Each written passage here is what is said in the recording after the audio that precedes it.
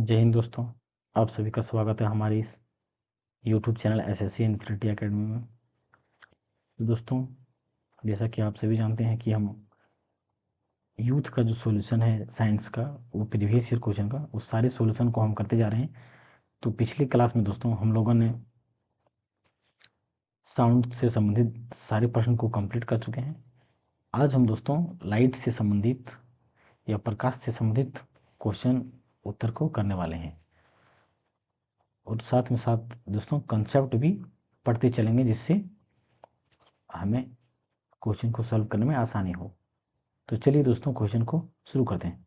और दोस्तों, अगर आप हमारे चैनल में पहली बार आए हैं तो हमारे इस चैनल को सब्सक्राइब अवश्य करें। तो चलिए दोस्तों क्वेश्चन को शुरू करते हैं। जिस सामग्री से रोशनी पारित हो सके को क्या कहते हैं? देखिए दोस्तों, क्वेश्चन जैसे जैसे आएगा दोस्तों, वैसे वैसे हम कंसेप्ट को उस क्वेश्चन के हिसाब से करते चलेंगे, और उससे सारे शब्दों को हम लेके चलेंगे, जिससे हमें आराम से समझ में आए। यहाँ पे क्या बोला दोस्तों, रोशनी क्या पारित हो सके। जैसे कि एक सामग्री है, यहाँ से लाइट हो गया ये, तो ये लाइट इस सामग्री या दीवार या कुछ कह सकते हैं दोस्तों, ये सामग्री से लाइट यहाँ से अगर इधर पास हो गया, ये लाइट इधर से क्या हो दोस्तों, पास हो गया, तो उसे हम पारदर्शी कहते हैं। तो उसे हम क्या कहते हैं, पारदर्शी कहते हैं, या तो उसे इंग्लिश में ट्रांसपेरेंट कहते हैं दोस्तों। उसे क्या कहते हैं, ट्रांसपेरेंट। और दोस्तों, अगर ये वस्तु ऐसा है जिसमें धुंधला धुंधला सा पार हो रहा है, क्या हो रहा है दोस्तों, धुंधला धुंधला सा या हल्का हल्का सा पार हो रहा है, तो उसे हम ट्रांसलूसेंट कहते हैं। उसे क्या कहते हैं दोस्तों, ट्रांसलूसेंट कहते हैं। मतलब कि वो हल्का हल्का दिखाई दे रहा है, स्पष्ट नहीं दिखाई दे रहा है, लेकिन हल्का हल्का दिखाई दे रहा है। पारदर्शी में पूर्ण रूप से दिखाई देगा, स्पष्ट रूप से दिखाई देगा, और ट्रांसलूसेंट होगा जो जो ट्रांसलूसेंट होगा, जिसे ये इसको क्या बोलते हैं दोस्तों, ट्रांसलूसेंट। ट्रांसलूसेंट, या तो इसे हम पारभासी कह सकते हैं दोस्तों, पारभासी। पारभासी मतलब दोस्तों ये क्या होता है कि ये स्पष्ट रूप से दिखाई दिखाई नहीं देगा, धुंधला धुंधला सा दिखाई देगा, उसको क्या बोलेंगे, ट्रांसलूसेंट। और लेकिन एक ऐसा दोस्तों जो क्या होगा, वो इतना, अगर एक ऐसी पदार्थ या ऐसी पदार्थ हो जिसमें से लाइट पास होने पर वो लाइट पास नहीं होगा, वो उसी में से रिफ्लेक्ट करके वहीं पर रह जाएगा, या तो पदार्थ द्वारा लाइट को एब्जॉर्ब कर लिया जाएगा, ये लाइट उस तरफ फार नहीं होगा, तो उसे हम क्या बोलते हैं, अपारभासी बोलते हैं, अपारदर्शी बोलते हैं। क्या बोलते हैं दोस्तों, अपारदर्शी। और इसे इंग्लिश में क्या बोलते हैं, ओपेक। क्या बोलेंगे दोस्तों, ओपेक, यानी कि ओपेक, ओपेक। तो इसका उत्तर हमारा क्या हो जाएगा दोस्तों, मेरे क्वेश्चन में क्या हो जाएगा, रोशनी पारित हो सके, मतलब रोशनी जो होगा दोस्तों इस तरफ से उस तरफ पार हो जाएगा। इसका मतलब क्या होगा, ट्रांसपेरेंट होगा, मतलब पारदर्शी होगा। ये मटेरियल हमारा क्या होगा, पारदर्शी, जिसके थ्रू से लाइट हमारा इस तरफ से उस तरफ क्रॉस कर जाएगा, पास हो जाएगा, तो उसे हम क्या बोलते हैं, ट्रांसपेरेंट बोलते हैं या पारदर्शी बोलते हैं। नेक्स्ट क्वेश्चन को देखते हैं दोस्तों। जिन पदार्थों से होकर वस्तुओं को स्पष्ट रूप से नहीं देखा जा सकता है, उसे हम क्या बोलेंगे दोस्तों, मतलब दोस्तों वो हल्का फुल्का दिखेगा, स्पष्ट रूप से नहीं देखा जा रहा है, मतलब उसको क्या है, मतलब धुंधला धुंधला सा दिखेगा, लेकिन थोड़ा सा दिखेगा, तो उसको हम क्या बोलते हैं, ट्रांसलूसेंट या पारभासी बोलते हैं। पारदर्शी जो संपूर्ण रूप से दिखेगा, और अपारदर्शी मतलब जो दिखेगा ही नहीं। और ये चमक मतलब लाइट जो चमकता है दोस्तों, तो इसका उत्तर हमारा क्या होगा, ए नंबर का हो जाएगा। टिंडल प्रभाव प्रकाश के डैश से संबंधित होता है। देखिए दोस्तों, टिंडल प्रभाव हमारा क्या होता है, टिंडल प्रभाव जो कोलाइडी सोल्यूशन होता है दोस्तों, कोलाइडी सोल्यूशन मतलब क्या है, जो लिक्विड की टर्म में होता है, उसमें कुछ कण मिला होता है, उसमें क्या था दोस्तों, कुछ कण मिला होता है। तो वो सोल्यूशन में दोस्तों कण मिले होने के कारण जब लाइट उसमें क्रॉस करता है, तो लाइट क्या होता है, उससे टकराता है, उस कण से क्या होता है, टकराता है। और उस कण से टकराने के बाद लाइट क्या होता है, वो स्कैटर्ड हो जाता है।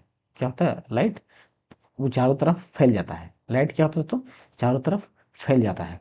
तो ये क्या होता है, ये लाइट हमारे चारों तरफ फैल जाता है, तो उसे हम क्या कहते हैं दोस्तों, उसे हम टिंडल प्रभाव कहते हैं। उसे क्या कहते हैं, टिंडल प्रभाव कहते हैं। तो इसमें ये किसके कारण होता है दोस्तों? तो टिंडल प्रभाव जो हमारा होता है दोस्तों, वो स्कैटरिंग के कारण या प्रकीर्णन के कारण होता है। परावर्तन क्या होता है दोस्तों? परावर्तन परावर्तन मतलब दोस्तों जब कोई लाइट किसी मीडियम में टकराता है, मतलब किसी वस्तु या पदार्थ से टकराता है दोस्तों, और जिस मीडियम से आया है उसी मीडियम में मुड़ जाता है, तो उसे हम परावर्तन कहते हैं। और अपवर्तन क्या था दोस्तों? अपवर्तन क्या होता है दोस्तों कि जिस पदार्थ में वो लाइट क्या होता है दोस्तों, क्रॉस कर जाता है, लाइट क्रॉस कर जाता है या पार कर जाता है, तो उसे हम अपवर्तन कहते हैं। तो इसका उत्तर हमारा क्या होगा? बी नंबर का हो जाएगा। निर्वात में प्रकाश का वेग कितना होता है? देखिए दोस्तों, निर्वात मतलब हम क्या जानते हैं? निर्वात मतलब जहाँ पे किसी भी प्रकार का माध्यम मौजूद नहीं होता है, जहाँ पर दोस्तों किसी भी प्रकार का माध्यम पाया नहीं जाता है। तो जहाँ पे पाया नहीं जाता उसे हम क्या कहते हैं? निर्वात कहते हैं। तो निर्वात में जो लाइट का स्पीड होता है वो 3 × 10⁸ मीटर पर सेकंड होता है, जो कि लाइट द्वारा सबसे तेज होता है, सबसे तेज गति होता है। लाइट द्वारा सबसे तेज गति होता है। वो किस में होता है दोस्तों? वैक्यूम में होता है। और वैक्यूम के अलावा जिस किसी पदार्थ में जाएगा या जिस किसी माध्यम में जाएगा या जिस किसी मीडियम या माध्यम में जाएगा, तो उसमें क्या होगा? प्रकाश की गति ये 3 × 10⁸ मीटर पर सेकंड से कम ही होगा। क्या होगा दोस्तों? कम ही होगा। तो सबसे अधिक प्रकाश की गति अगर बोला जाए तो 3 × 10⁸ मीटर पर सेकंड होता है, और वो भी निर्वात में होता है। इसका उत्तर हमारा 1032 का ए नंबर का हो जाएगा। अगर यहाँ पे क्या था दोस्तों? निर्वात था। लेकिन यही देखिए दोस्तों, अगर जल में गति करेगा तो जल का हमारा क्या हो जाएगा? 2.25 इंटू 10⁸ मीटर पर सेकंड। जल में जो लाइट का गति होता है वो इतना होता है। और वहीं अगर दोस्तों कांच या शीशे की बात करें, कांच या शीशे की बात करें तो कितना होता है? 2 × 10⁸ मीटर पर सेकंड। ये हमारा कांच में इतना स्पीड होता है। दोस्तों ये जो स्पीड डिपेंड करता है वो माध्यम के रिफ्रैक्टिव इंडेक्स या अपवर्तनांक पर डिपेंड करता है। अपवर्तनांक पर डिपेंड करता है। जिसका अपवर्तनांक अधिक होगा उसका स्पीड उसमें कम होगा। फॉर्मूला क्या होता है दोस्तों? M equal to c by b होता है। मतलब अगर ये हमारा अपवर्तनांक है, अपवर्तनांक अगर अधिक होगा तो वेलोसिटी हमारा क्या होगा? कम होगा। या अगर अपवर्तनांक कम होगा तो वेलोसिटी हमारा क्या होगा? अधिक होता है। तो जो ये क्या हमारा सी हमारा स्पीड ऑफ लाइट कहते हैं वैक्यूम में। ये सी हमारा क्या है? स्पीड ऑफ लाइट है। और ये क्या है? Speed of light, speed of light in vacuum पे दोस्तों, इन वैक्यूम। नेक्स्ट क्वेश्चन को देखते हैं दोस्तों। निर्वात में रोशनी की गति मीटर प्रति सेकंड अनुमानित है, तो कितना होता है दोस्तों? 3 × 10⁸ मीटर पर सेकंड। तो इसका उत्तर भी क्या हो जाएगा? ए नंबर का हो जाएगा। प्रकाश की गति अधिकतम निम्न में से किस माध्यम में होती है? तो हम क्या देखे दोस्तों कुछ देर पहले कि निर्वात जो होता है, निर्वात में सबसे अधिक हवा का माध्यम होता है। सबसे हवा का जो स्पीड होता, हवा हवा कह रहे हैं, जो प्रकाश की गति होता है दोस्तों सबसे अधिक हमारा किस में होता है? निर्वात में होता है, वैक्यूम में होता है। सबसे अधिक गति कितना होता है दोस्तों? 3 × 10⁸ मीटर पर सेकंड। कांच में हमने क्या देखा दोस्तों? 2 × 10⁸ मीटर पर सेकंड था। और पानी में कितना है दोस्तों? पानी में हमारा कितना था? 2.25 × 10⁸ मीटर पर सेकंड। और जो हवा में होता है दोस्तों वो स्पीड, स्पीड ऑफ लाइट ये वैक्यूम में जो होता है वो उसके आसपास के क्या होता है? बराबर होता है। लेकिन उतना वैक्यूम भी इतना बराबर नहीं होता, मतलब कम ही होता है। तो इसका उत्तर हमारा क्या हो जाएगा? यानी कि निर्वात हो जाएगा। प्रकाश डैश में संचरित होता है। देखिए दोस्तों, एक हम बात करते हैं, एक यहाँ पे मान लेते हैं कि दोस्तों ये क्या है? एक यहाँ पे मोटी दीवार है। तो दोस्तों ये लाइट हम यहाँ हमारा क्या हुआ? इस पे टकराया। ये लाइट क्या हुआ? इधर से आके इस पे टकराया। तो ये लाइट दोस्तों इस पे टकराने के बाद क्या ये लाइट इधर से मुड़ेगा और इधर मुड़ के इधर आएगा क्या? आ पाएगा दोस्तों ये लाइट? लाइट जो होता है दोस्तों वो इधर मुड़ के नहीं आ पाएगा। लेकिन दोस्तों अगर साउंड की बात करें तो साउंड जो होता है, साउंड को माध्यम मिलते हैं वो इधर से टकराने के बाद, या साउंड इधर से जाएगा या इधर से जाने के बाद वो साउंड इधर से यहाँ पे जो कोई व्यक्ति है तो वो अनुभूति उसको, या साउंड अनुभूति होता है या साउंड ये सुन सकता है। लेकिन जो लाइट होता है वो सीधी रेखा में जाता है, ये लाइट हमारा नहीं मुड़ता है। अगर कहीं अवरोध हो गया तो वो अवरोध से टकराने के बाद वो फिर उसी मीडियम में मुड़ जाएगा, ना कि बल्कि ये उतना घूम के वो जाएगा। लाइट लाइट क्या है दोस्तों, वो सीधी रेखा में गमन करता है, ये सीधी रेखा में गमन करता है। तो इसका उत्तर हमारा क्या होगा, डी नंबर का हो जाएगा। जब डैश वस्तुएं प्रकाश के मार्ग में आती है तो छाया बनाती है। देखिए दोस्तों यहाँ पे इसमें अगर एक यहाँ पे क्या है, कोई व्यक्ति है या पेड़ है या आदमी है या दीवार है, कुछ भी हो सकता है। तो दोस्तों यहाँ से अगर ये लाइट टकराया, क्या हुआ दोस्तों, ये लाइट इससे टकराएगा। तो ये लाइट जो होता है दोस्तों, ये लाइट से हमारा लाइट क्या होता है उधर, ये लाइट उधर क्रॉस नहीं कर सकता है। ये लाइट क्या हुआ दोस्तों, इस वस्तु से टकराने के बाद लाइट आगे नहीं जा सकता है, लाइट क्रॉस नहीं कर सकता है। तो लाइट जब क्रॉस कर ही नहीं सकता दोस्तों, तो हम उसको क्या बोलते हैं, अपारदर्शी बोलते हैं। अगर ये लाइट उधर क्रॉस कर जाता, अगर लाइट पार हो जाता तो उसको हम क्या बोलते हैं, पारदर्शी बोलते हैं। और अगर धुंधला धुंधला सा या हल्का हल्का पास होता है दोस्तों, तो उसको हम क्या बोलते हैं, पारभासी बोलते हैं। तो अपारदर्शी हमारा क्या है, जो बिल्कुल लाइट क्रॉस नहीं करेगा, यानी कि जो परछाई बना देगा, मतलब वो परछाई के रूप में दिखेगा। और पारदर्शी जो पूर्ण रूप से पार हो जाए। और प्रकाशमान मतलब क्या था दोस्तों, जो लाइट लाइट को बिखेरता है या अपना लाइट को खुद, जो जैसे कि सूर्य हो गया दोस्तों, सूर्य का क्या है, अपना लाइट है, अपना प्रकाश है। तो सूर्य हमारा क्या है, एक प्रकाशमान पदार्थ है या वस्तु है। तो इसका उत्तर हमारा क्या हो जाएगा, बी नंबर का हो जाएगा। क्योंकि लाइट को क्या होता है, वो मार्ग में ही वो रोक लेता है, आगे नहीं जाने देता है। तो जिसके कारण से क्या बनता है, हमारा छाया या परछाई बनता है। तो इसका उत्तर हमारा क्या हो जाएगा, बी नंबर का हो जाएगा। प्रकाश का क्वांटम सिद्धांत किसके द्वारा प्रदान किया गया था। देखिए दोस्तों, क्वांट सिद्धांत जो प्लांक जो थे साइंटिस्ट जॉन प्लांक, उसने कहा था कि E इक्वल टू जो होता है एच न्यू का बराबर होता है। तो E जो हमारा क्या है दोस्तों, यहाँ पे एनर्जी है, E क्या है, एनर्जी है। और एच जो है दोस्तों वो क्या है, प्लांक कांस्टेंट है। एच हमारा प्लांक कांस्टेंट है, मतलब जो प्लांक ने अपने नाम पे दिया है प्लांक कांस्टेंट। और ये जो एच है दोस्तों, ये न्यू है दोस्तों, ये न्यू क्या है हमारा, न्यू है दोस्तों, ये क्या है, स्पीड ऑफ लाइट को हम कह सकते हैं, इसको स्पीड ऑफ लाइट है। तो ये क्वांट सिद्धांत क्या कहता है कि जिसकी ये फ्रीक्वेंसी, या तो हम कह सकते हैं दोस्तों, जिसकी फ्रीक्वेंसी अधिक होगा उसका एनर्जी भी क्या होगा, अधिक होगा। तो ये प्लांक कांस्टेंट हमारा देता है। तो ये जो प्लांक क्वांटम का सिद्धांत दिया था दोस्तों, किसने दिया था, प्लांक ने दिया था। तो इसका उत्तर हमारा क्या होगा, बी नंबर।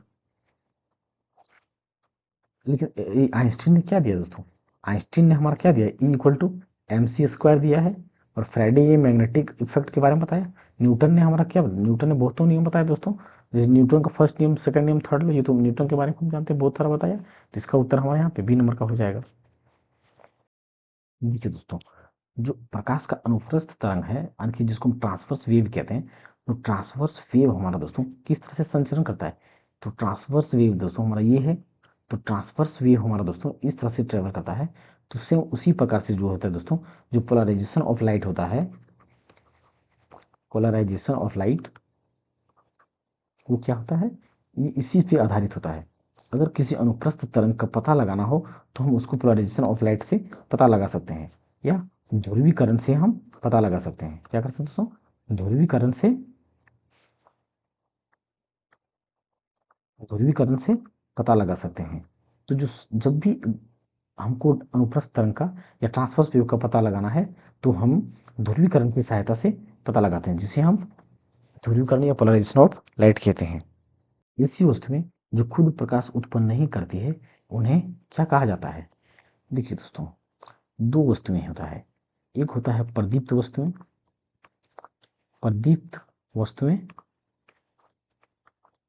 या तो ल्यूमिनियस बॉडी बॉडी हम कह सकते हैं दोस्तों, ल्यूमिनियस बॉडी, लुमिनियस बॉडी। तो लुमिनियस बॉडी या प्रदीप्त वस्तु है दोस्तों, हम उसे कहते हैं जिसका खुद का लाइट हो, जिसका क्या होता है, खुद का लाइट हो या एनर्जी हो, या खुद लाइट अपना लाइट को क्या करता है, खुद बिखेरता है। जैसे दोस्तों अगर हम सन की बात करें तो सन के पास क्या है, अपनी लाइट है, अपनी ऊर्जा है।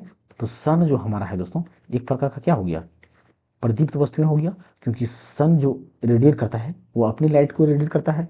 और एक होता है दोस्तों अप्रदीप्त वस्तुएं, अप्रदीप्त वस्तुएं।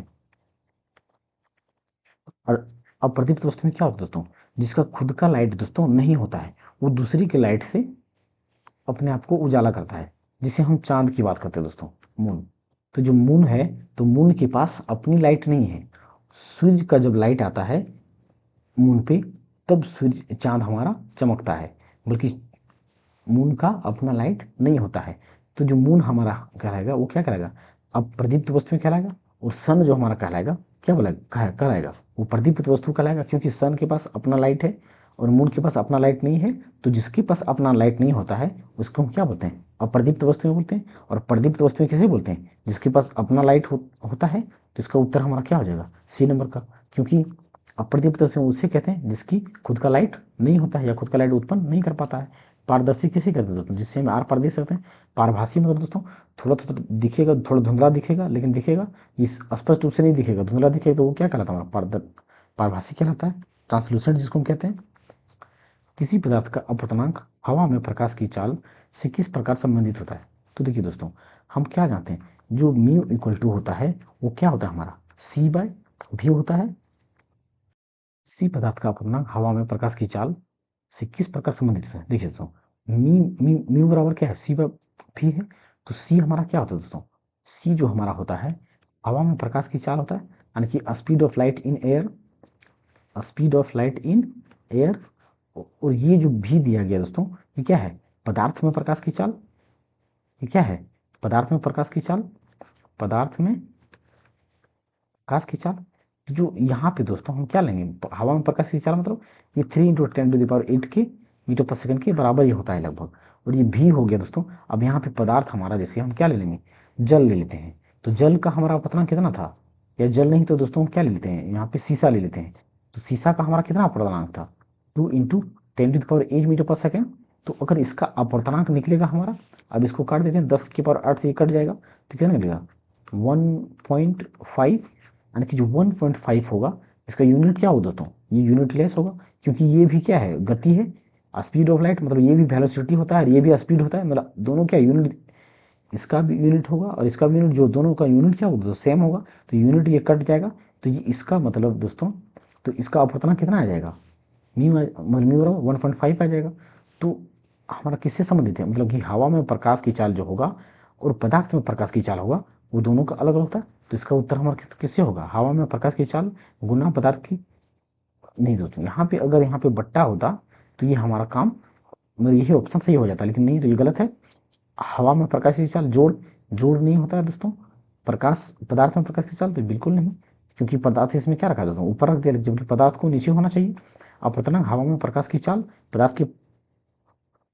पदार्थ में प्रकाश की चाल। तो इसका उत्तर दोस्तों डी नंबर का हमारा सही हो जाएगा। वस्तुएं जो अपनी रोशनी स्वयं उत्पादित करती है को डैश कहते हैं।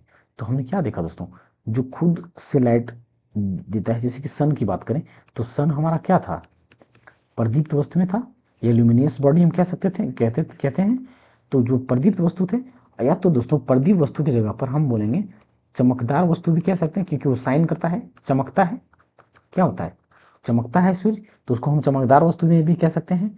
तो इसका उत्तर क्या होगा, पारदर्शी वस्तु में, बिल्कुल नहीं दोस्तों। पारदर्शी में किसको बोलते हैं, जिसके थ्रू से हम आर पार देख सकते हैं। अस्पष्ट वस्तु में दोस्तों मतलब जो अस्पष्ट दिखाई दे, तो ये भी हमारा नहीं होगा। गैर चमकदार मतलब जो बिल्कुल नहीं चमके दोस्तों, तो उसको क्या बोलेंगे, गैर चमकदार, मतलब चमकने वाला नहीं दोस्तों, जैसे कि चांद हो गया। और चमकदार वस्तुएं, तो ये उत्तर हमारा हो जाएगा दोस्तों, क्योंकि सूर्य जो हमारा वो उत्पादित वस्तु में, और जो खुद से रोशनी को निकालता है या क्रिएट करता है या चमकता है, उसे हम क्या कहते हैं, चमकदार वस्तु में कहते हैं या प्रदीप्त वस्तु में कहते हैं। हमें घास का रंग हरा दिखाई देता है क्योंकि यह हरे, देखिए दोस्तों हरा रंग दिखाई देने का क्या कारण है। देखिए दोस्तों हम क्या जानते हैं कि सूर्य के कण जो होता है दोस्तों, सूर्य के कण में निकलता है, सूर्य की लाइट जो या कण जो आता है, सूर्य की कण से जो लाइट या रेडिएशन निकलता है दोस्तों, वो रेडिएशन हमारा किस कलर का होता है? वाइट कलर का होता है। वो क्या होता है? वाइट कलर का होता है। लेकिन ये वाइट कलर होने के कारण दोस्तों, ये वाइट कलर जब बिखरता है तो ये 7 रंगों में बिखरता है। कितने रंगों में? 7 रंगों में बिखरता है। 7 रंगों में बिखरता है। तो 7 रंगों में बिखरने के कारण दोस्तों, ये क्या करते हैं दोस्तों?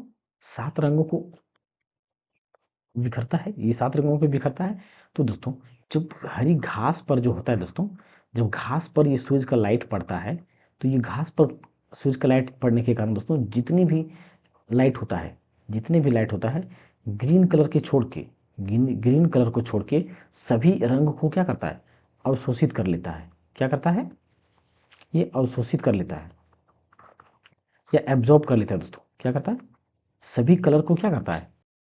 सभी कलर को क्या करता है? एब्जॉर्ब कर लेता है। सिर्फ एक ग्रीन कलर जो होता है दोस्तों, वो ग्रीन कलर को वो रिफ्लेक्ट कर देता है। क्या करता है? ग्रीन कलर को रिफ्लेक्ट या तो परावर्तित कर देता है। रिफ्लेक्ट या परावर्तित कर देता है। और परावर्तित करने के कारण ही वो हमें सिर्फ दिखाई देता है। परावर्तित करने के कारण ही दोस्तों वो हमें दिखाई देता है। तो इसका उत्तर हमारा क्या हो जाएगा? क्योंकि ग्रीन कलर जो होता है लाइट को रिफ्लेक्ट कर देता है और सभी को एब्जॉर्ब कर लेता है। तो देखते हैं दोस्तों, यह हरे रंग के प्रकाश को वापस हमारी आंखों पर परावर्तित करता है। तो बिल्कुल सही दोस्तों, यह हरे रंग के प्रकाश को अवशोषित करता है? नहीं दोस्तों, जितने भी अन्य कलर होता है सबको क्या करता है? अवशोषित कर लेता है। सारे कलर को अवशोषित कर लेता है, लेकिन सिर्फ हरे कलर को रिफ्लेक्ट करता है, जिसके कारण हमें दिखाई देता है। अगर दोस्तों, अगर हम बात करें, अगर कोई कलर ग्रीन है, ग्रीन यहाँ पे था, अगर कोई बोले कि कोई वस्तु लाल कलर है, तो वो लाल कलर क्यों दिख रहा है? तो लाल कलर वो इसलिए दिख रहा है क्योंकि लाल कलर को ही सिर्फ वो रिफ्लेक्ट कर रहा है, बाकी सभी कलर को क्या कर रहा है? वो एब्जॉर्ब कर ले रहा है। अगर लाल कोई वस्तु दिख रहा है तो वो लाल कलर को ही सिर्फ रिफ्लेक्ट कर रहा है, बाकी सभी कलर को क्या कर रहा है? वो अवशोषित कर रहा है या एब्जॉर्ब कर रहा है। तो जिसको रिफ्लेक्ट करेगा वही कलर हमें दिखेगा। यह हरे रंग के अलावा इन सभी प्रकाश को परावर्तित करती है? बिल्कुल नहीं दोस्तों, सभी को एब्जॉर्ब कर लेता है, परावर्तित नहीं करता है। यह हमारी आंखों का पर सफेद प्रकाश से परावर्तित करती है? बिल्कुल नहीं दोस्तों। तो इसका उत्तर हमारा क्या हो जाएगा? ए नंबर का हो जाएगा। किस साल में ओले रोमर ने इतिहास में पहली बार प्रकाश की गति को मापा था? तो देखिए दोस्तों, जो ओले था, ओले रोमर दोस्तों, ओले रोमर ने दोस्तों, जो ओले रूमर जी थे, जो साइंटिस्ट थे दोस्तों, उन्होंने क्या किया, वो बृहस्पति ग्रह जो है दोस्तों, बृहस्पति का दोस्तों जो उपग्रह है, बृहस्पति का जो उपग्रह है दोस्तों, उसके गति से, मतलब बृहस्पति के उपग्रह दोस्तों, बृहस्पति ग्रह है, उसके उपग्रह के, उसके उपग्रह के गति को देखकर, उसके उपग्रह के गति को देखकर ही, देखकर ही वेग का, देखकर ही, देखकर ही क्या किया था दोस्तों? वेग का, यानी कि या लाइट का वेग का पता लगाया था। लाइट का या वेग का पता लगाया था। और उन्होंने ही कहा दोस्तों कि जो 3 × 10⁸ होगा, वो स्पीड, मतलब निर्वात में प्रकाश की चाल होगा जो सबसे अधिक है, निर्वात में सबसे अधिक है। तो ये सर्वप्रथम किसने कहा था दोस्तों? ओले रूमर ने कहा था। और ये 1676 में उन्होंने बताया था। और उन्होंने ये भी कहा था कि जिसका अपवर्तनांक, जिसका अपवर्तनांक दोस्तों अधिक होगा, जिसका अपवर्तनांक अधिक होगा दोस्तों, उसमें मतलब लाइट का जो गति होगा वो उतना ही कम होगा, या स्पीड ऑफ लाइट जो होगा दोस्तों कम होगा। और जिसका अपवर्तनांक कम होगा उसका गति क्या होगा दोस्तों? अधिक होगा। जैसे कि देखिए दोस्तों, जो हमारा फॉर्मूला है, मी इक्वल टू क्या होता है? सी अपन भी। तो ये म्यू और ये भी हमारा क्या है? एक दूसरे का इन्वर्सली प्रोपोर्शनल है। यानी कि अगर जिसका अपवर्तनांक बढ़ेगा उसका वेलोसिटी लाइट का क्या होगा? कम होगा। या तो जिसका अपवर्तनांक घटेगा उसका वेलोसिटी बढ़ेगा। मतलब ये क्या है? एक दूसरे का विपरीत होता है। तो ये किसने कहा था दोस्तों? ओले रूमर ने ही कहा था। वो किसने कब बोला था उन्होंने दोस्तों? 1676 में बोला था। तो इसका उत्तर हमारा बी नंबर का हो जाएगा। सूर्य की रोशनी में हरे रंग का दिखाई देने वाला एक कपड़ा लाल रोशनी में देखे जाने पर काले रंग का दिखाई देना क्यों शुरू होता है? देखिए दोस्तों, जैसे कि कोई हरे रंग का क्या है दोस्तों, ये लाल हो गया दोस्तों, हरा ले लेते हैं। देखिए दोस्तों, यहाँ पे क्या है, ये पहले क्या है, ये हरा रंग का कोई क्या है दोस्तों, ये हरा रंग का क्या है दोस्तों, एक कपड़ा है। ये क्या है, हरा रंग का क्या है दोस्तों, एक कपड़ा है। लेकिन दोस्तों, जब इस हरा रंग पे लाल कलर का लाइट प्रदर्शित किया जाता है, या लाल कलर के लाइट में दिखा जाता है दोस्तों, तो ये हरा कलर का जो कपड़ा था दोस्तों, वो क्या करता है, ब्लैक दिखता है। वो क्या करता है दोस्तों, ब्लैक दिखता है। तो ऐसा क्यों होता है दोस्तों, तो ब्लैक दिखने का कारण ये है दोस्तों, कि अगर जो भी कपड़ा या कुछ भी होता है, उसमें जितने भी लाइट होता है, लाइट पड़ने पर वो सारी लाइट को क्या करता है, एब्जॉर्ब कर लेता है। अगर वो जो जितने भी कलर है, जो VPG हमारा 7 कलर है दोस्तों, सूरज की रोशनी से हमारा कितने कलर निकलता है, 7 कलर निकलता है। अगर किसी पदार्थ द्वारा वो सातों कलर को एब्जॉर्ब कर लिया जाता है, सातों कलर को एब्जॉर्ब कर लेता है, तो वो लाइट हमारा ब्लैक कलर का ही दिखता है, ब्लैक कलर का दिखता है। और अगर किसी वस्तु को उसके दूसरे रंग में देखेंगे, तो वो हमारा ब्लैक कलर ही दिखेगा। जैसे कि यहाँ पे ग्रीन कलर का था, तो ग्रीन को हम रेड कलर में लाइट में देख रहे थे, तो वो हमारा ब्लैक दिख रहा था। अगर यहाँ पे ब्लू कलर का होता, कपड़ा ब्लू कलर का होता, और उसमें अगर हम रेड कलर के देखते हैं, तो तब भी ये हमारा ब्लैक ही दिखता, क्योंकि ये सभी लाइट को क्या करेगा, दूसरे लाइट को एब्जॉर्ब कर लेता है। तो इसके कारण क्या होता है, सभी लाइट को अगर एब्जॉर्ब कर लेता है, तो वो हमारा ब्लैक दिखता है। तो इसका उत्तर क्या हो जाएगा हमारा, कपड़ा लाल रंग की तरंग आयाम को पूर्णतः अवशोषित कर लेता है। बिल्कुल सही दोस्तों, ये लाल ही नहीं बल्कि सभी कलर को एब्जॉर्ब कर लेता है, तब भी ब्लैक दिखता है। या अपवर्तन की वजह से होता है, बिल्कुल नहीं, अपवर्तन नहीं दोस्तों। यह प्रकाश के प्रकीर्णन का प्रभाव है, नहीं दोस्तों।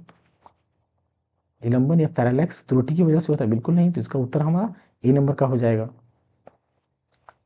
अंतरिक्ष यान से अंतरिक्ष यात्री को आकाश डैश दिखाई देता है। देखिए दोस्तों, अगर हम अंतरिक्ष यात्री की बात करें, तो उसे आसमान जब देखते हैं, जब अंतरिक्ष यात्री कोई आसमान में जाता है, तो उसे अंतरिक्ष यात्री काला दिखाई देता है।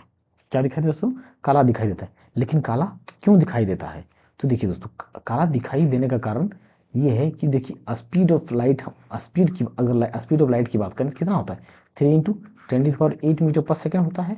लेकिन ये किस में होता है, वैक्यूम में। क्या होता है दोस्तों, वैक्यूम में होता है, यानी कि निर्वात में। तो निर्वात में जो होता है दोस्तों, निर्वात में कोई कण या पार्टिकल भी क्या होता है दोस्तों, नहीं पाया जाता है। अगर निर्वात में कोई कण या पार्टिकल नहीं पाया जाता है, तो वहाँ पे जो सूरज की रोशनी होगा, वो किसी कण से क्या होगा, नहीं टकराएगा। तो किसी कण से नहीं टकराएगा, तो वहाँ पे जो प्रकाश का परावर्तन होगा या स्कैटरिंग होगा, यानी कि स्कैटरिंग या फैलाव दोस्तों, यानी जिसको हम बिखराव कह सकते हैं, प्रकाश का बिखराव होगा ही नहीं, क्योंकि वहाँ पे वायुमंडल होगा है ही नहीं। तो वायुमंडल होता है तो वहाँ पे प्रकाश का क्या होता है, बिखराव होता है। क्या होता है, प्रकाश का बिखराव होता है। और वहाँ पे जब वायुमंडल है ही नहीं, तो प्रकाश का बिखराव होगा ही नहीं। जब प्रकाश का लाइट का स्कैटरिंग नहीं होगा, तो हमारा अंतरिक्ष कैसा दिखेगा, यानी कि सारा लाइट को एब्जॉर्ब कर ले रहा है। इसका मतलब जब हम क्या देखें पिछले क्वेश्चन में, कि जब सभी कलर को एब्जॉर्ब कर लेता है, तो वो हमारा ब्लैक दिखता है। तो वहाँ पे अंतरिक्ष में क्या है, किसी वायुमंडल वहाँ पे है ही नहीं। तो वायुमंडल है ही नहीं, तो प्रकाश का परावर्तन या स्कैटरिंग ही, मतलब बिखराव होगा ही नहीं, स्कैटरिंग होगा ही लाइट का। तो वो हमारा जिसकी वजह से क्या दिखेगा, काला दिखेगा। दो विकिरणों की ऊर्जा E1 और E2 क्रमशः 25 इलेक्ट्रॉन वोल्ट और 25 इलेक्ट्रॉन वोल्ट है। उनकी तरंगदैर्घ्यों के बीच का संबंध दैट इज λ1 λ2 होगा। देखिए दोस्तों, यहाँ पे क्या दिया गया, दो चीज दिया गया, यानी कि E1 की बात करें तो E1 कितना दिया गया है, 25 इलेक्ट्रॉन वोल्ट। और जो E2 दिया गया है वो कितना दिया गया है, 50 इलेक्ट्रॉन वोल्ट, 50 इलेक्ट्रॉन वोल्ट। और ई बराबर हम क्या जानते हैं दोस्तों, ई बराबर जो हमारा होता है एच न्यू होता है। और ये न्यू हमारा क्या, यहाँ पे क्या काम करेगा, फ्रीक्वेंसी के रूप में काम करेगा। और एच न्यू, अतः ये न्यू मतलब क्या होता है दोस्तों, फ्रीक्वेंसी के रूप में उसे जाना जाता है। क्या होता है, फ्रीक्वेंसी, फ्रीक्वेंसी के रूप में वो होता है। न्यू को क्या बोल सकते हैं, फ्रीक्वेंसी। तो फ्रीक्वेंसी जो होता है हमारा दोस्तों, तो फ्रीक्वेंसी हमारा क्या होता है, वेवलेंथ का क्या होता है, विपरीत होता है। यानी कि एक दूसरे का क्या होता है, ये विपरीत होता है। तो विपरीत होता है दोस्तों। अब हम क्या करेंगे इसको, तो न्यू की जगह पर 1/λ डालेंगे। हम क्या करेंगे, 1/λ लिखेंगे। देखिए दोस्तों, E1 बराबर हम क्या ले सकते हैं, एच। अंक देखिए दो, अगर एच की बात करें दोस्तों, तो एच हमारा क्या है, कॉन्स्टेंट है, प्लांक्स कॉन्स्टेंट है। तो दोनों के टर्म में हमारा एच क्या हो जाएगा, कॉन्स्टेंट हो जाएगा। तो एच को हम क्या करेंगे, नहीं लिखेंगे, एच को क्या करेंगे, नहीं लिखेंगे तो क्या लिखेंगे इसमें, E1 बराबर 1/λ1 और E2 बराबर हम क्या लिखेंगे दोस्तों, 1/λ2, क्योंकि प्लांक्स कांस्टेंट के अनुसार ये कांस्टेंट दोनों टर्म के लिए प्लांक कांस्टेंट h होगा, तो दोनों h होगा तो वो h हमारा क्या होता है, कांस्टेंट टर्म है, तो वो हमारा क्या होगा, कैंसिल हो जाएगा। अब देखिए दोस्तों, इन दोनों को हम रेशियो के रूप में निकालेंगे तो कितना होगा, E1 बराबर क्या होगा हमारा 25 इलेक्ट्रॉन वोल्ट,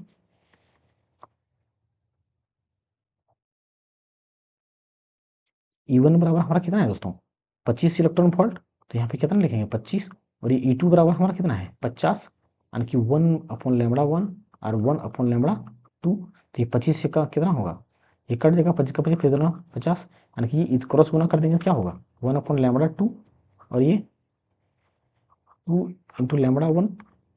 अब ये λ1 को इधर क्रॉस करेंगे, यानी कि λ1 बराबर 2λ2, यानी कि हमारा रिलेशन क्या हो गया, λ1 जो होगा वो 2λ2 के क्या होगा बराबर होगा, तो इसका उत्तर हमारा क्या हो जाएगा, सी नंबर का हो जाएगा।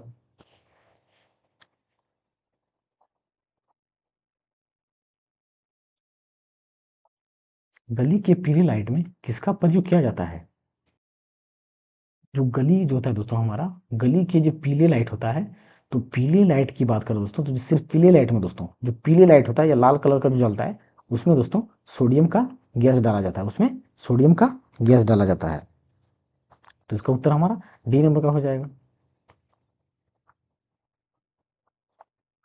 प्रकाश सबसे अधिक गति से किसमें यात्रा करता है, तो हमने क्या देखा दोस्तों कि निर्वात में जो होता है सबसे अधिक यात्रा करता है, तो निर्वात में कितना होता है 3 × 10⁸ मीटर पर सेकेंड, 10⁸ मीटर पर सेकेंड, 8 मीटर पर सेकेंड।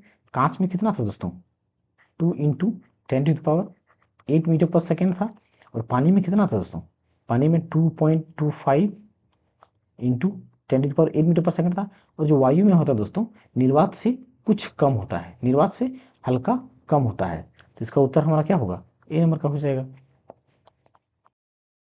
प्रकाश की गति डैश है, तो प्रकाश की गति हमारा कितना है दोस्तों 3 × 10⁸ मीटर पर सेकेंड, किसमें है, यानी कि इसमें माइनस दिया गया है, और ये एम भी है, तो ये गलत है, ये तो होगा नहीं, मीटर पर सेकंड। देखिए दोस्तों पर सेकंड हमें चाहिए, तो यहाँ पे दिया है पर सेकंड का, तो मतलब यहाँ पे नहीं दिया, यूनिट गलत दिया है, यहाँ पे यूनिट सही है दोस्तों, लेकिन यहाँ पे माइनस में है, तो ये भी हमारा क्या है गलत है, तो सही उत्तर हमारा क्या होगा सी नंबर का होगा।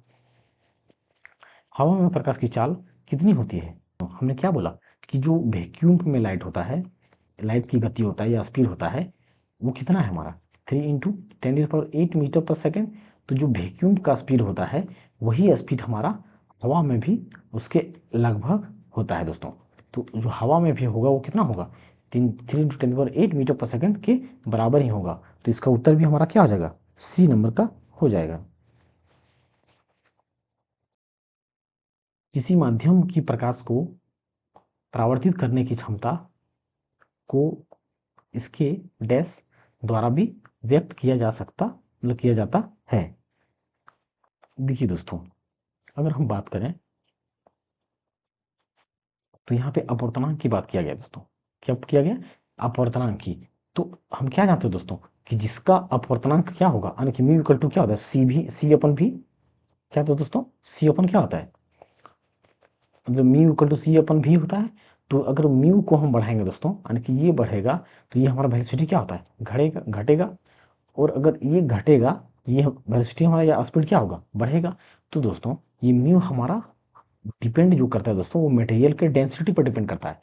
अगर जिसका डेंसिटी किसी वस्तु का अगर डेंस है या ज़्यादा गाढ़ा है, घनत्व क्या है दोस्तों जिसका ज़्यादा है, जिसका ज़्यादा घनत्व होगा उसका अपवर्तनांक भी क्या होगा दोस्तों अधिक होगा, जिसका घनत्व ज़्यादा होगा उसका अपवर्तनांक भी अधिक होगा, अपवर्तनांक भी क्या होगा दोस्तों अधिक होगा, और अपवर्तनांक अधिक होगा तो स्पीड ऑफ लाइट क्या होगा, यानी कि भी हमारा क्या होगा कम होगा, और जिसका अपवर्तनांक कम होगा उसका घनत्व मतलब जिसका घनत्व कम होगा दोस्तों, घनत्व जिसका क्या होगा कम होगा उसका अपवर्तनांक भी कम होगा, और अपवर्तनांक कम होगा तो वेलोसिटी उसका क्या होगा अधिक होगा, तो ये किस पर डिपेंड करता है घनत्व पर डिपेंड करता है, किस पर डिपेंड करता है प्रकाश के घनत्व पर डिपेंड करता है, तो इसका कौन सा उत्तर हो जाएगा बी नंबर का हो जाएगा।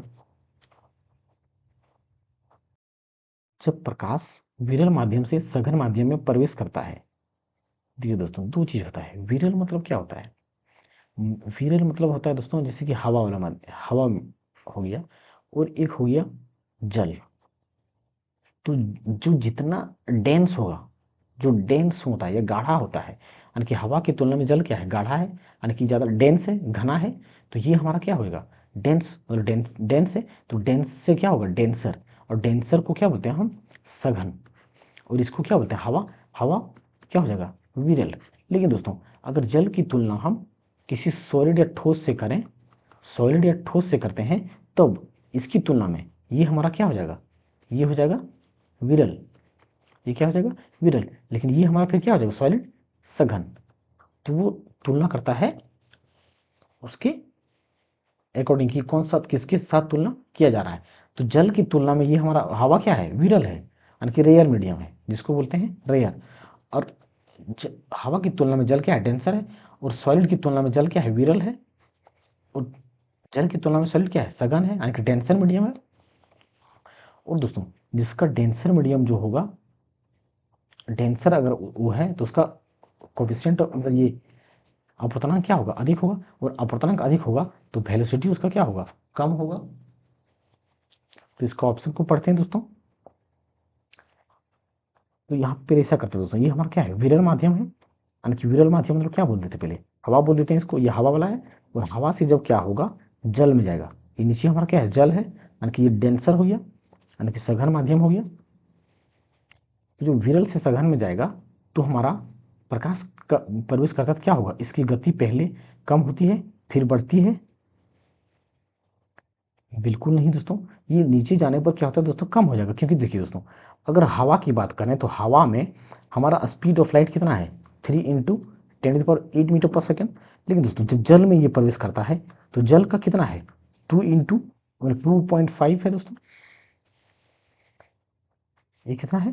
2.25 × 10⁸मीटर पर सेकेंड। तो नीचे क्या है? जल में कम है स्पीड, तो ये नीचे जाने पर क्या होगा? मतलब यानी कि विरल से सघन में जाने पर गति क्या होगा? कम होगा।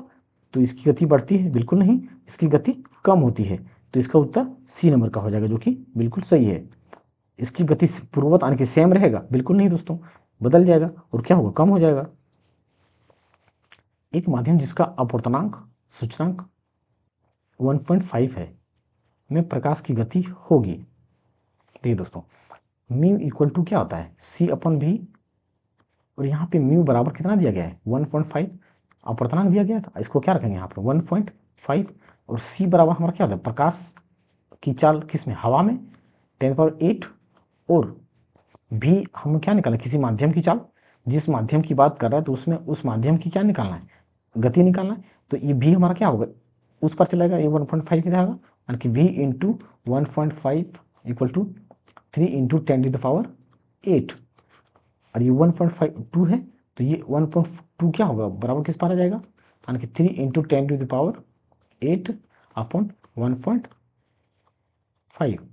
अब देखिए दोस्तों, इस पॉइंट को हटाएंगे तो पॉइंट के बदले क्या होगा? 0, यानी कि यहाँ से ये 0 हो गया ये। तो ये 15 × 15, 15 दूना 30, यानी कि जो वेलोसिटी हो जाएगा उस माध्यम का 2 × 10⁸ हो जाएगा। और 2 × 10⁸ किसकी होता है दोस्तों? कांच का होता है। मतलब ये कांच के बारे में बताया गया है, तो इसका उत्तर हमारा कौन सा हो जाएगा? बी नंबर का हो जाएगा।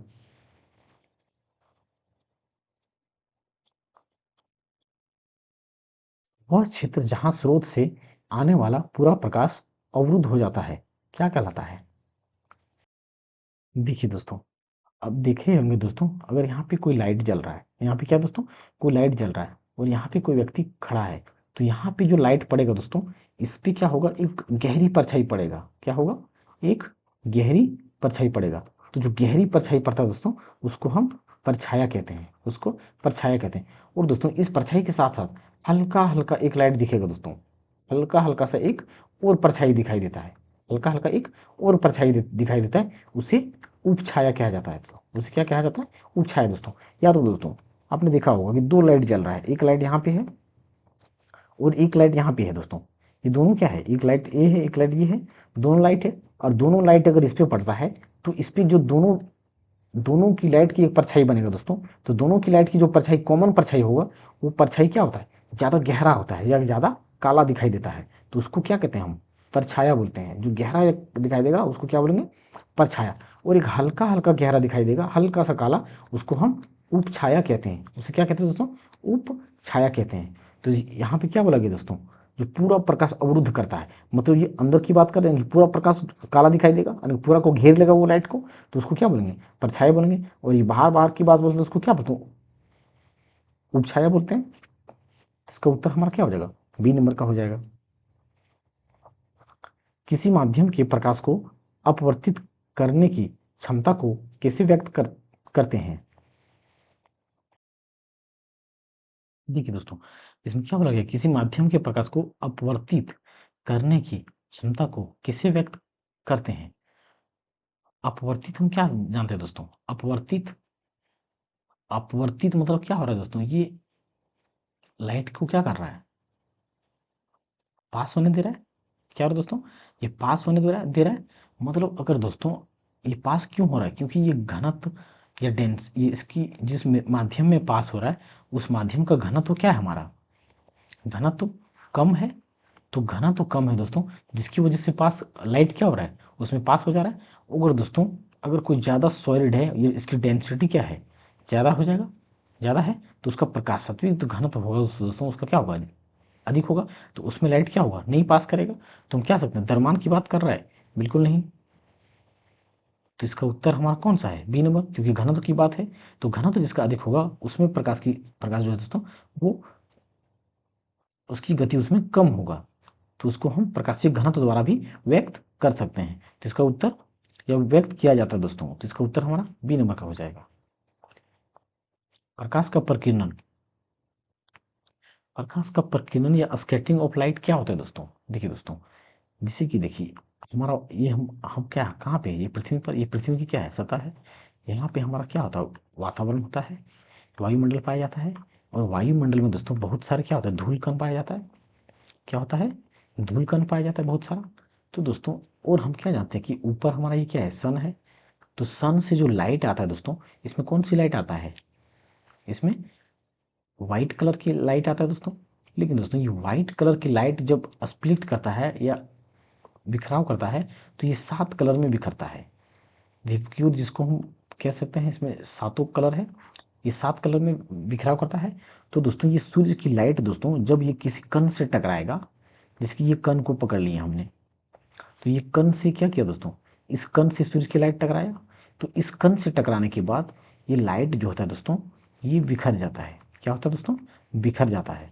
लाइट क्या होता है दोस्तों, ये चारों दिशाओं में बिखर जाता है। तो इस बिखरने की प्रक्रिया को हम क्या कहते हैं, स्कैटरिंग ऑफ लाइट कहते हैं। और दोस्तों इसमें सबसे अधिक बिखराव या कण का जो बिखराव होता है वो किस कण का होता है, वो दोस्तों वो बैंगनी कलर का अधिक होता है। जैसे कि देखिए दोस्तों, ये क्या है हमारा VI, जिससे हमारा 7 कलर है दोस्तों, सातों कलर है।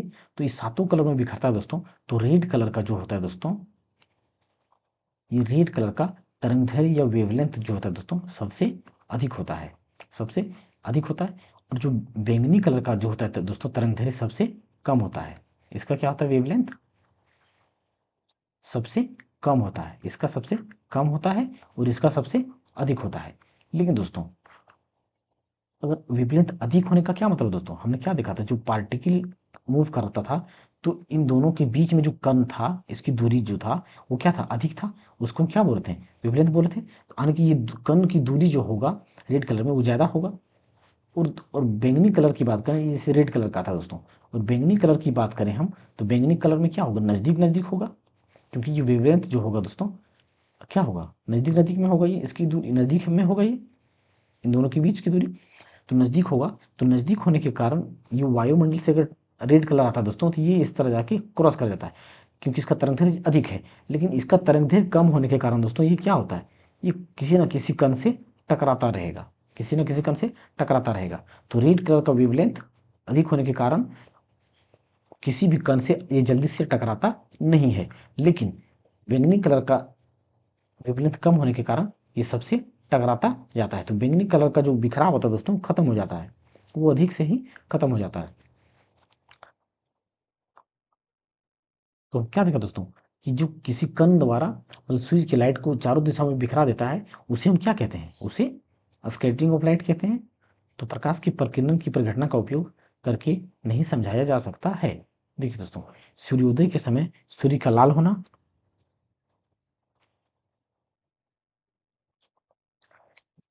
सूर्योदय के समय सूर्य का लाल होना, बिल्कुल दोस्तों, ये सूर्योदय के समय सूर्य लाल हमें क्यों दिखाई देता है? ये स्कैटरिंग ऑफ लाइट के कारण ही दिखाई देता है। ये हम आगे क्लास में आगे देखेंगे इसके फुल कंसेप्ट को। खतरे के संकेतों के लिए लाल रंग का प्रयोग किया जाता है। बिल्कुल दोस्तों, क्योंकि खतरे का संकेत के लिए लाल रंग का क्यों किया जाता है दोस्तों? क्योंकि लाल कलर का वेवलेंथ अधिक होता है। अधिक वेवलेंथ होने के कारण लाल कलर का जो बिखराव होता है या स्कैटरिंग होता है वो बहुत कम होता है। इसीलिए बहुत कम बिखराव होने के कारण ये लंबी दूरी को तय कर सकता है। तो लाल कलर का जो वेवलेंथ अधिक होने के कारण ये लंबी दूरी को तय कर सकता है। तो ये बिल्कुल सही कहा गया है। तारों का टिमटिमाना, तो तारों का टिमटिमाना दोस्तों ये स्कैटरिंग ऑफ लाइट से संबंधित नहीं है। तो ये हमारा गलत उत्तर है। तो आसमान का नीला नीला रंग दिखना, बिल्कुल दोस्तों ये स्कैटरिंग ऑफ लाइट के कारण ही होता है। तो तारों का टिमटिमाना दोस्तों हमारा यहाँ पे गलत उत्तर हो जाएगा, जो कि सही आंसर होगा। मतलब कथन गलत है दोस्तों, लेकिन आंसर सही होगा।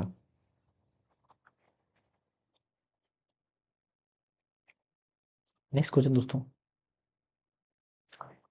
लाल रंग का प्रकाश कोहरे या धुएं से डैश प्रकीर्णित होता है, क्योंकि इसकी तरंगदैर्घ्य श्वेत प्रकाश के अन्य रंगों के घटकों की तरंगदैर्घ्य की तुलना में डैश होती है।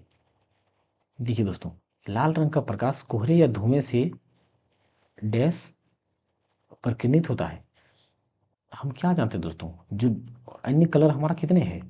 7 कलर है हमारा मुख्य रूप से। तो ये सातों कलर में दोस्तों रेड का वेवलेंथ क्या है? अधिक है। तो वेवलेंथ जिसका अधिक होता है उसका प्रकीर्णन क्या होता है? सबसे कम होता है। तो रेड कलर का क्या होगा? सब प्रकीर्णन सबसे कम होगा। और सबसे अधिक प्रकीर्णन हमारा किसका होगा? बैंगनी कलर का होगा, फिर इसका होगा, फिर ब्लू का, फिर ग्रीन का, फिर येलो का, फिर ऑरेंज का। तो सबसे ज़्यादा प्रकीर्णन हमारा वायलेट कलर का होगा। और सबसे कम प्रकीर्णन हमारा या स्कैटरिंग दोस्तों रेड कलर का होगा। तो लाल रंग का प्रकाश कोहरे या धुएं से सबसे कम प्रकीर्णित होगा।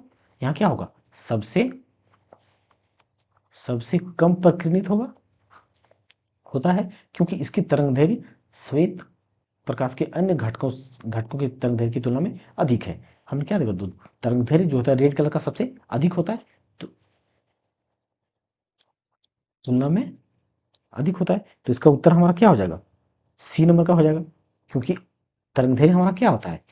अधिक होता है इन सभी कलरों की तुलना में या रंगों की तुलना में। जब सूर्य का प्रकाश किसी घने जंगल के वितान से होकर गुजरता है, तो कुहासे में जल की छोटी छोटी बूंदें प्रकाश को डैश करती है और टिंडल प्रभाव दिखाई देता है। देखिए दोस्तों, जैसे कि जंगल से जब लाइट गुजरता है तो लाइट में वहाँ पे कुहासे होता है दोस्तों। तो जो कुहासे में होता है उसमें क्या होता है? पानी का कण होता है या छोटी छोटी बूंदें होता है। छोटी छोटी क्या होता है? बूंदें। और जब जब ये बूंदें से लाइट प्रकाश की टकराती है तो क्या करता है? चारों तरफ बिखरता है। चारों तरफ बिखरता है लाइट। तो ये प्रकीर्णन होता है लाइट का दोस्तों। तो वो प्रकीर्णन होने की प्रक्रिया को हम क्या कहते हैं? प्रकीर्णन ही कहते हैं, प्रकीर्णित कहते हैं, या स्कैटरिंग कहते हैं। क्या कहते हैं दोस्तों? स्कैटरिंग कहते हैं। तो यहाँ पे क्या होगा? हम प्रकाश को प्रकीर्णित करती है, यानी कि उत्तर इसका क्या होगा? बी नंबर का। और टिंडल प्रभाव दिखाई देता है। टिंडल प्रभाव में क्या देखा था कि लिक्विड जो कोलाइडी सोल्यूशन होता है उसमें जब कण का प्रकीर्णित होता है उसे क्या कहते हैं? टिंडल प्रभाव कहते हैं। परावर्तित और अपवर्तित, परावर्तित मतलब क्या था दोस्तों? परावर्तित मतलब कोई लाइट आता है किसी सतह से टकराकर फिर उसी दिशा में वापस चला जाता है, उसे हम परावर्तित कहते हैं। और जब किसी सतह से लाइट आता है और वो उसके थ्रू से क्रॉस कर जाता है, पार कर जाता है, तो उसे हम परावर्तित कहते हैं। अपवर्तित कहते हैं दोस्तों, उसे क्या कहते हैं? अपवर्तित। और जो नहीं क्रॉस करता है वो टकरा के वापस चला जाता है उसको परावर्तित, और जो टकरा के वापस नहीं जाता है उसे अपरिवर्तित कहते हैं। सैटेलाइट से ली गई तस्वीरों में आसमान में अंधेरे नजर आता है, ऐसा क्यों होता है? देखिए दोस्तों, हम सैटेलाइट से जब से तस्वीरें लिया जाता है सैटेलाइट से तस्वीरें लिया जाता है दोस्तों, तो तस्वीरें लेने के कारण हम क्या जानते हैं कि जो अंतरिक्ष में सैटेलाइट हमारा कहाँ होता है? अंतरिक्ष में। और अंतरिक्ष में जो हमारा होता है दोस्तों, वायुमंडल क्या होता है? नहीं पाया जाता है। वायुमंडल क्या होता है? नहीं पाया जाता है। तो जिसके कारण वायुमंडल नहीं पाए जाने के कारण दोस्तों वहाँ पे कण क्या होता है? नहीं होता है। और वहाँ पे कण नहीं होने के कारण प्रकाश उससे नहीं टकरा पाता है। अगर प्रकाश टकराता था तो वहाँ पे कण, वो लाइट का बिखरा होता था, जिसके कारण हमारा क्या होता था? प्रकीर्णन होता था। लेकिन अंतरिक्ष में हमारा क्या है? वहाँ पे वायुमंडल है ही नहीं। तो वायुमंडल है नहीं तो प्रकाश किसी कण से टकराएगा नहीं, और प्रकाश कण से टकराएगा नहीं, और प्रकाश का प्रकीर्णन तो होगा नहीं, और प्रकाश का प्रकीर्णन होगा नहीं तो वहाँ पे हमारा क्या दिखाई देगा? अंधेरा दिखाई देगा। तो यहाँ पे क्या होगा? वर्ण विक्षेपण नहीं होने के कारण, वर्ण विक्षेपण क्या होता है दोस्तों? जब किसी प्रिज्म के थ्रू से एक व्हाइट लाइट को पास किया जाता है तो इस व्हाइट लाइट का 7 कलर में विभाजित होना या डिस्पर्स होना, वो हमारा क्या कहलाता है? डिस्पर्शन ऑफ लाइट कहलाता है। आगे हम इसको देखेंगे। तो ये हमारा क्या है? बिल्कुल गलत। परावर्तन नहीं होने के कारण, परावर्तन हमने क्या देखा दोस्तों? परावर्तन मतलब किसी सतह से लाइट आके टकरा के फिर उसी दिशा में चला जाना, ये हमारा क्या था? परावर्तन था। तो ये भी नहीं। यहाँ पे क्या दिया गया? प्रकीर्णन नहीं होने के कारण। बिल्कुल सही दोस्तों। प्रकीर्णन क्या होता है? अंतरिक्ष यात्रा, अंतरिक्ष यान में, मतलब अंतरिक्ष में प्रकीर्णन नहीं होता है। और प्रकीर्णन नहीं होने के कारण जब भी फोटो लेंगे तो वो क्या होगा? अंधेरा दिखाई देगा। अंधेरा आता है, जिसका उत्तर हमारा सी हो जाएगा। देखिए दोस्तों क्या बोला गया इसमें कि अति सूक्ष्म कण मुख्य रूप से डैश प्रकाश का प्रकीर्णन होता है। मतलब हम क्या जानते हैं दोस्तों? टोटल कलर कितना है हमारा? 7 कलर है। क्या दोस्तों? 7 कलर है। तो सातों कलर में से सबसे अधिक प्रकीर्णन किसका होता है? बैंगनी कलर का होता है, फिर इंडिगो का, फिर ब्लू कलर का, फिर ग्रीन का, फिर येलो का, फिर ऑरेंज का, फिर रेड का। इसमें से देखिए दोस्तों, अगर हम देखें तो ऊपर से टेबल में हमारा सबसे पहले कौन सा आ रहा है? ब्लू कलर का। क्या आ रहा है? ब्लू कलर का। यानी कि ब्लू कलर का जो कण होगा दोस्तों, वो सूक्ष्म कण या मुख्य रूप से हरे रंग का प्रकीर्णन जो होता है दोस्तों, वो करता है अति सूक्ष्म के रूप में। तो इसका उत्तर हमारा क्या हो जाएगा? नीले रंग का हो जाएगा। मतलब नीले प्रकाश का प्रकीर्णन करते हैं। अति सूक्ष्म कण जो मुख्य रूप से नीले प्रकाश का प्रकीर्णन अधिक करते हैं। स्वच्छ आकाश का नीला रंग वायुमंडल में मौजूद दृश्य प्रकाश की तरंग दैर्ध्य की तुलना में डैश आकार बड़े कणों द्वारा प्रकाश के डैश के कारण होता है। देखिए दोस्तों, आकाश का रंग दोस्तों नीला हमारा क्यों दिखाई देता है?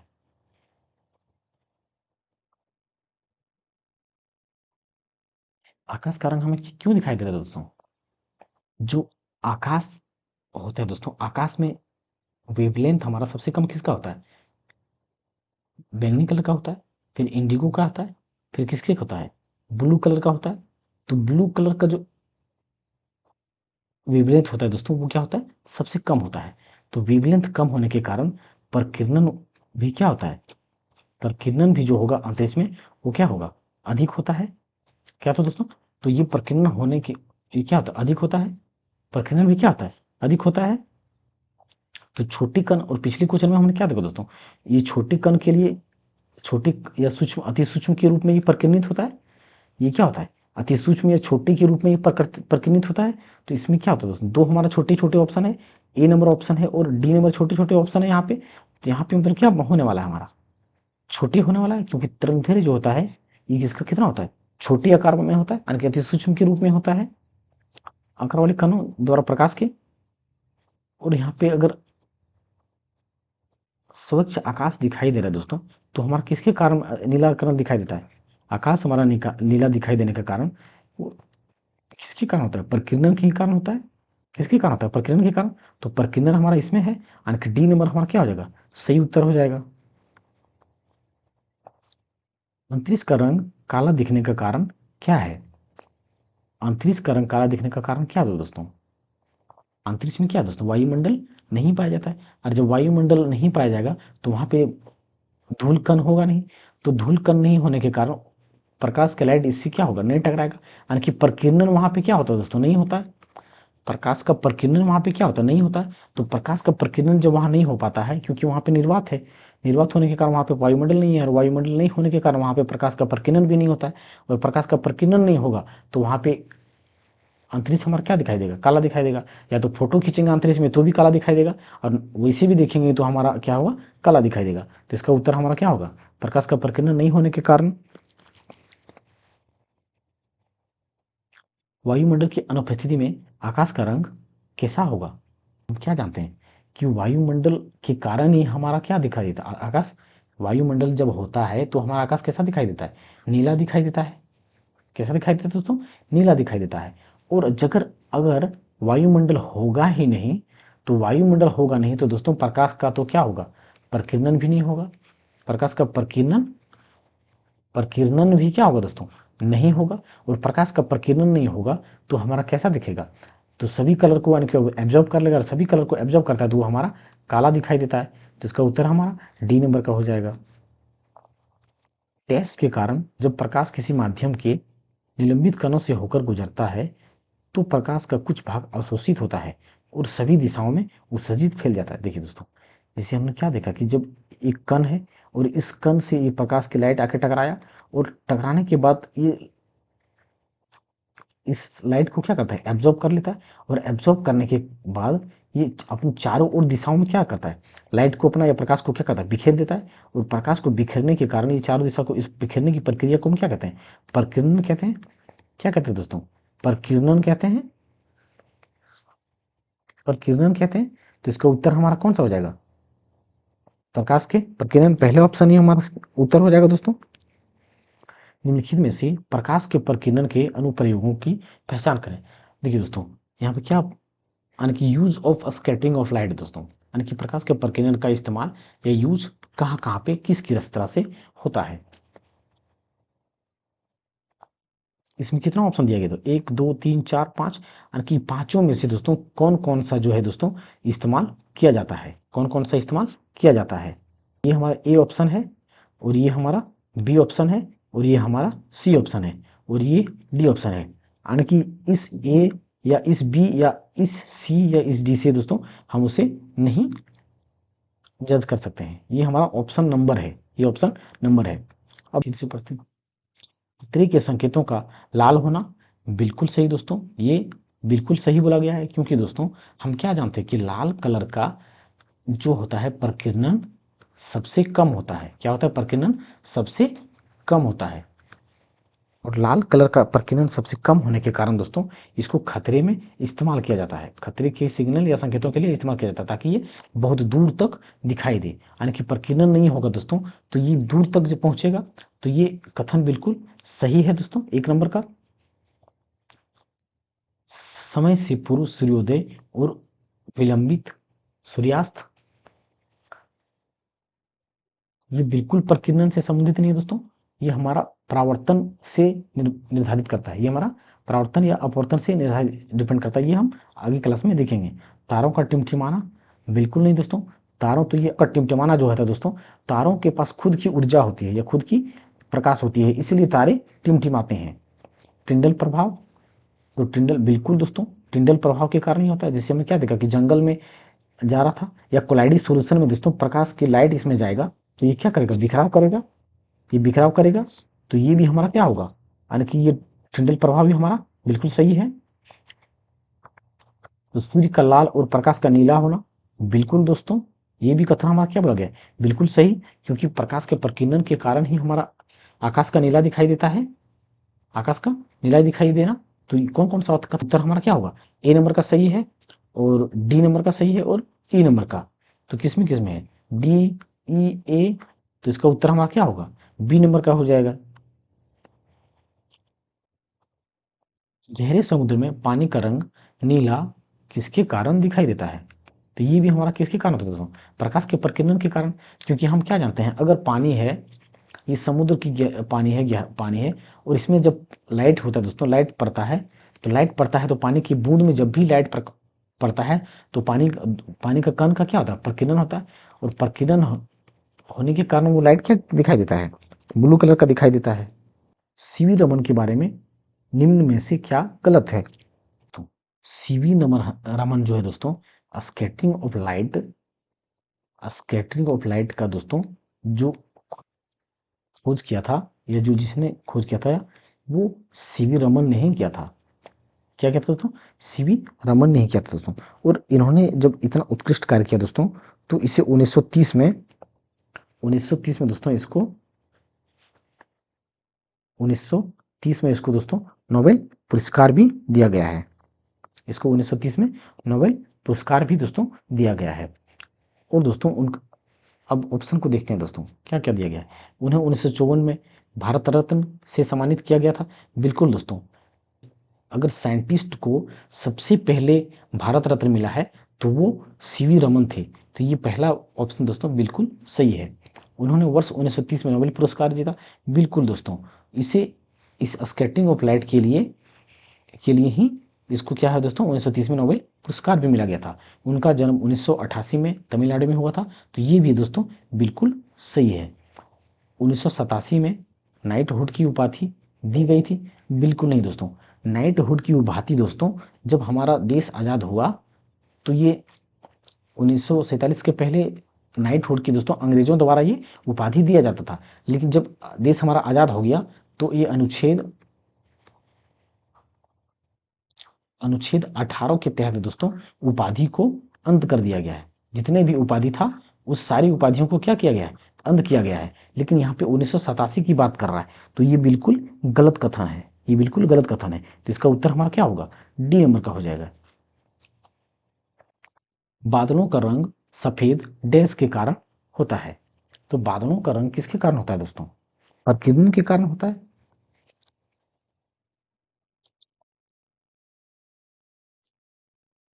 बादलों का रंग किसके कारण होता है दोस्तों? प्रकीर्णन के कारण। तो वो प्रकाश का क्या होता है? प्रकीर्णन के कारण ही होता है। प्रकाश की एक पुंज की द्रव में तैरते कणों से टकराव के कारण होने वाले प्रकीर्णन से उत्पन्न चमक की प्रक्रिया को कहते हैं। तो उसे क्या कहते हैं? इंद्रल प्रभाव कहते हैं। हमने क्या देखा कि जब कोलाइडी सॉल्यूशन में प्रकाश को के कण को पास किया जाए तो वो प्रकीर्णन करता है, यानी कि स्कैटरिंग करता है। तो उसको हम क्या कहते हैं? टिंडल प्रभाव कहते हैं। सूर्य के प्रकाश का प्रकीर्णन किसकी उपस्थिति के कारण होता है? तो दोस्तों, सूर्य की प्रकाश का प्रकीर्णन जो हमारा वायुमंडल होता है उसके कारण होता है। वायुमंडल उपस्थित होने के कारण ही हमारा प्रकीर्णन होता है दोस्तों। तो इसका उत्तर हमारा क्या हो जाएगा? बी नंबर का हो जाएगा। नेक्स्ट क्वेश्चन देखते हैं दोस्तों, इनमें से कौन सा प्रकाश के प्रकीर्णन का एक उदाहरण है? आकाश का नीला दिखाई देना। बिल्कुल दोस्तों, पहले ऑप्शन ही हमारा क्या है? सही है। बिल्कुल नहीं दोस्तों, तारों का टिमटिमना क्या है? सूर्य के पास अपनी ऊर्जा एनर्जी या ऊर्जा है। अपनी ऊर्जा एनर्जी होने के कारण वो क्या करता है? खुद इसलिए टिमटिमाता है वो। सफेद प्रकाश का कांच के प्रिज्म से गुजरना, बिल्कुल नहीं दोस्तों। वातावरण के कारण प्रकीर्णन होता है। इंद्रधनुष, तो ये अपवर्तन और परावर्तन के कारण होता है दोस्तों इंद्रधनुष का। इसको आगे हम पढ़ेंगे। प्रकाश का नीला रंग निम्न में से किसके कारण होता है? प्रकाश के प्रकीर्णन के कारण दोस्तों।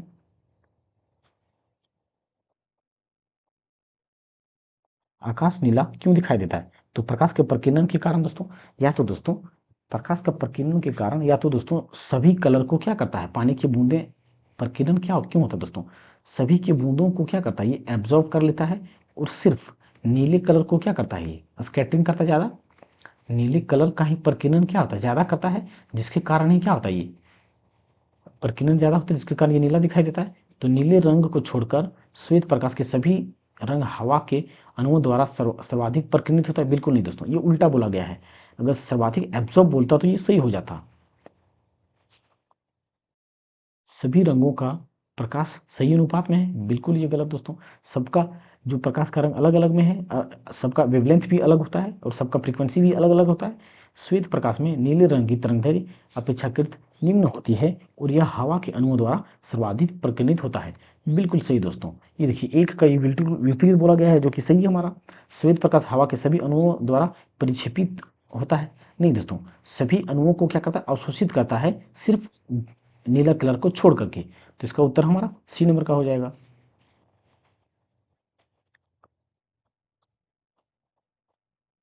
अब हम दोस्तों देखेंगे प्रकाश का परावर्तन के बारे में। प्रकाश का परावर्तन क्या होता है दोस्तों? हम तब से पढ़ते आ रहे हैं। परावर्तन से कुछ रूल को देख लेते हैं। देखिए दोस्तों, परावर्तन हम किसे कहते हैं? परावर्तन किसे कहते हैं? देखिए कहते हैं दोस्तों, देखिए जैसे एक हमारा ये क्या है, सतह है, ये क्या है, सतह है, और यहाँ से एक लाइट आया, एक लाइट आया, और ये लाइट आने के बाद ये इधर से टकरा के फिर जिस दिशा से आया ये उसी दिशा में वापस चला गया। तो जो इधर से लाइट जो आता है उसे हम कहते हैं दोस्तों आपतित किरण। उसे क्या कहते हैं? आपतित किरण, या इंसिडेंट रे कहते हैं, या इंसिडेंट रे कहते हैं। और इधर से जब वापिस चला जाएगा तो इसको हम क्या बोलते हैं? परावर्तित किरण। क्या कहते हैं दोस्तों? परावर्तित किरण, या तो रिफ्लेक्टेड रे। क्या बोलेंगे? Reflected ray. दोस्तों इसको हम क्या आई से डिनोट करते हैं क्योंकि ये इंसिडेंट रे है, और इसको दोस्तों हम आर से डिनोट करते हैं क्योंकि ये रिफ्लेक्टेड रे है। तो जो होता है दोस्तों, ये इंसिडेंट एंगल कौन आई जो होता है वो कौन आर के क्या होता है दोस्तों? बराबर होता है। क्या होता है दोस्तों? बराबर होता है। और एक बात दोस्तों, ये आपतित किरण और परावर्तित किरण, और यहाँ पे एक लंब या खींचा जाता है, इस लंब अभिलंब, ये तीनों क्या होता है दोस्तों? एक ही तल बिंदु पर होता है, एक ही तल बिंदु पर होता है। अब क्वेश्चन को देखते हैं दोस्तों। जब प्रकाश किसी चमकीली सतह पर आपतित होता है डैश, तो परावर्तित की घटना घटित होती है। तो यहाँ पे क्या होगा? नियमित परिवर्तन होता है। नियमित मतलब क्या दोस्तों? कि ये जिस दिशा में आता है उसी दिशा में चला जाता है। ये क्या है दोस्तों? नियमित परिवर्तन। अब अनियमित परिवर्तन की बात करें दोस्तों, तो अनियमित क्या होगा?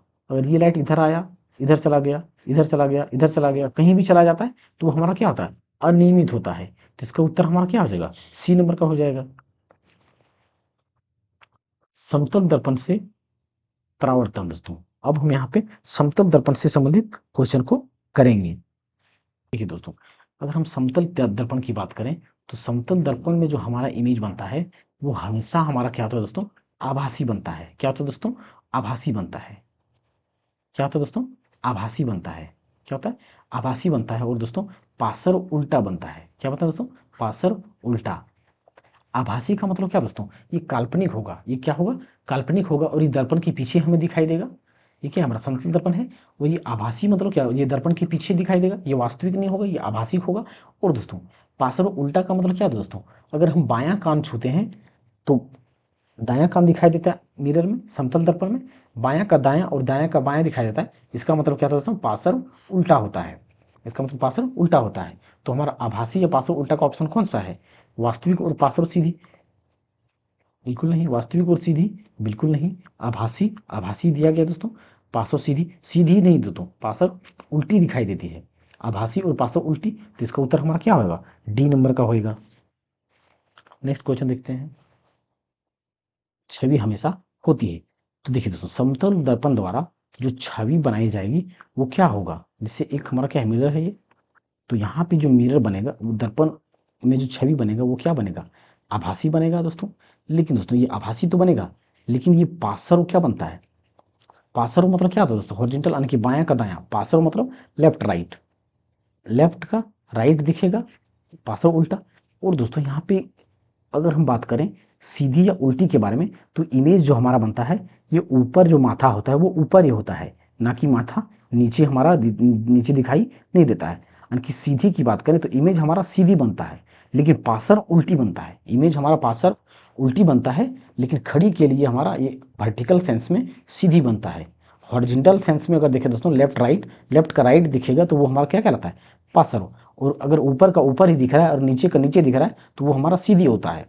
तो यहाँ पे कौन सा ऑप्शन हो जाएगा? असली और सीधी? बिल्कुल नहीं। आभासी और सीधी? तो ये हो सकता है दोस्तों असली और उल्टी। अगर असली उल्टी बिल्कुल नहीं, आभासी और उल्टी, तो ये भी ये नहीं हो सकता दोस्तों। अगर पासर उल्टी कहता तो हमारा ऑप्शन हो सकता था। पासर उल्टी कहता तो ऑप्शन हो सकता था, लेकिन आभासी और सीधी की बात किया तो ये ऑप्शन हमारा बी नंबर का सही होगा। एक समतल दर्पण द्वारा बनाई गई छवि की विशेषताएं है। तो समतल द्वारा बनाया जाता है तो क्या होता है दोस्तों? हमने क्या देखा कि जो पहला पहला जो बनेगा दोस्तों वो क्या बनेगा? आभासी बनाएगा। क्या बनाएगा दोस्तों? आभासी बनेगा। और दूसरा दोस्तों अगर वर्टिकल सेंस में देखेंगे तो ये क्या होगा? सीधा बनेगा। और तीसरा दोस्तों अगर हॉरिजॉन्टल के सेंस में देखेंगे तो ये पार्श्व तौर पर ये उल्टा बनेगा। पार्श्व तौर पर क्या बनेगा? यानी कि पार्श्व उल्टा बनेगा। पार्श्व उल्टा या उल्टी बनेगा। और दोस्तों लेकिन दोस्तों एक बात और, जो समतल दर्पण में दोस्तों जितनी लंबा आप होते हैं उतनी लंबा दर्पण के पीछे भी दिखाई देता है। मतलब आकृति जो होगा दोस्तों वो समान या हम बराबर कह सकते हैं, समान या तो क्या बनेगा, बराबर बनेगा। तो इसका उत्तर हमारा किस में दिया गया है, समान आकार का, सीधी, पासर और उल्टी, आभासी। तो ये उत्तर बिल्कुल सही दोस्तों। समान आकार, सीधी, उल्टी वास्तविक तो नहीं बनता है, अलग आकार का नहीं, समान आकार का बनता है दोस्तों। तो उत्तर हमारा ए नंबर का हो जाएगा। देश दर्पण हमेशा वस्तु की एक ऐसी छवि निर्मित करता है जो आभासी, बड़ी और समान आकार में होती है। तो देखिए दोस्तों अगर हम बात करें, जो समतल दर्पण हमारा क्या होता है, बड़ी नहीं बल्कि बराबर का बराबर बनाता है। यहाँ पे क्या दिया गया है, बड़ी। लेकिन हाँ दोस्तों समतल दर्पण आभासी बनाता है, लेकिन यहाँ पे हमारा क्या दिया गया है, बड़ी और समान आकार का। तो यहाँ पे बड़ी और समान आकार में दिया, दोनों दिया गया दोस्तों। इसका क्या मतलब हो जा रहा है, आभासी बनाता है दोस्तों। लेकिन दोस्तों कभी कभी जब एंगल पे अगर थोड़ा टिल्ट किया जाता है या झुकाया जाता है तो कभी कभी हमारा समतल दर्पण द्वारा बड़ी इमेज भी बनाया जाता है। क्या दोस्तों, बड़ी आकार का इमेज भी बनाया जाता है। तो इसका उत्तर हमारा सी नंबर का हो जाएगा। अवतल और समतल और उत्तल दर्पण को आगे हम पढ़ेंगे दोस्तों। इसका हर एक अलग अलग का एक टॉपिक है, अलग अलग का एक टॉपिक है दोस्तों। हर एक को हम अलग से आगे से देखेंगे। अब नेक्स्ट क्वेश्चन को देखते हैं दोस्तों। इतने ही दोस्तों, आज का इतना ही क्वेश्चन था।